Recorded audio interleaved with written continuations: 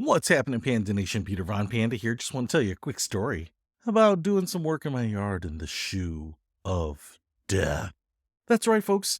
I use some pretty old shoes when I go out and work out in the yard. Not work out, go and work out in the yard. And one of those days, I was getting geared up particularly heavily because every now and then I will spray for mosquitoes. So I have this backpack sprayer. I actually reviewed it and go ahead and throw that on, throw some chemicals in there, go around, and you just mist everything, your trees, your bushes. It's basically to keep bugs off of the leaves. That's apparently where mosquitoes like to hang out, is they like to hang out on the other underside of leaves, nice and cool during the day, and then they start coming out in the evening and they start biting you, zapping you, killing you. So I was going to go out and do this during the day, midday there, and I have this whole get up, this full suit. I don't know if it's Tyvek or something, a respirator, goggles. And then once I get all that on and my backpack on, I just basically slip my feet into an old pair of shoes. It's just old tennis shoes.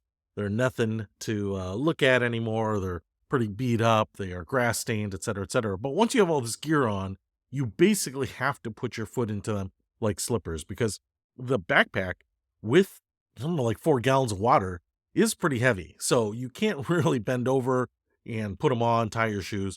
So what I did is I slipped my foot into one. You keep them a little loose, keep those laces loose so that you can get your foot in them. Got my foot in one, and then on the other one, my toe caught the tongue of the shoe. So you have probably been there, and now as you're pushing your foot in there, it's pushing that tongue down. And so instead of that tongue riding up on the top part of your foot where the laces would be, now it's getting folded back and getting stuffed into the toe of the shoe. And there's not much I can do about it. I can't get down there and adjust it. It's a little uncomfortable, but the tongue is just leather and fabric, so it's soft. I can feel it against my toes. It's taking up toe room, so now my toes are scrunched. I've got them balled up like a little toe fist so that I can get my foot into the shoe, and the tongue is taking up the rest of the room. It's not sharp or hard or anything like that. It's just soft and squishy. So I figure, all right, I can spray my yard for the next 30, 40 minutes here with my toes balled up like this, and it's not going to be that big of a deal. I'll come back in, give them a little stretch. All will be good. But I said this story is called The Shoe of Death.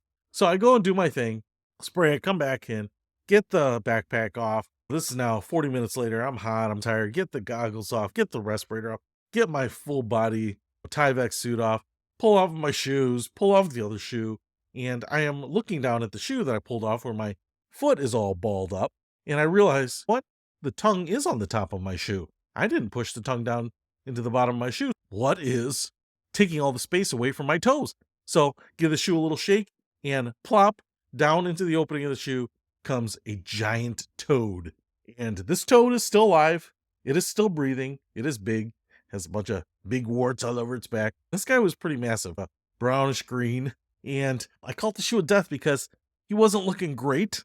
Definitely had done some things where he was bleeding a little bit, but he didn't seem worse for wear, like I was going to have to euthanize him or anything. When I saw him plop into the heel of the shoe, a little taken aback, right?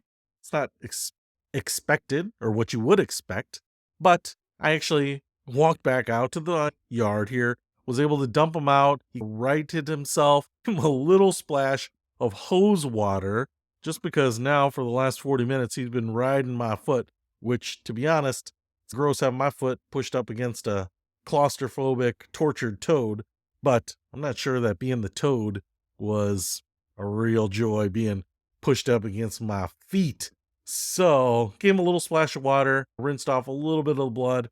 Probably my guess is that between the beating that he took, getting kicked for the last 40 minutes, and maybe some of my toenails getting on him or something like that, despite the fact that I had socks on, maybe gave him a couple little cuts, some battle scars. He was a big boy.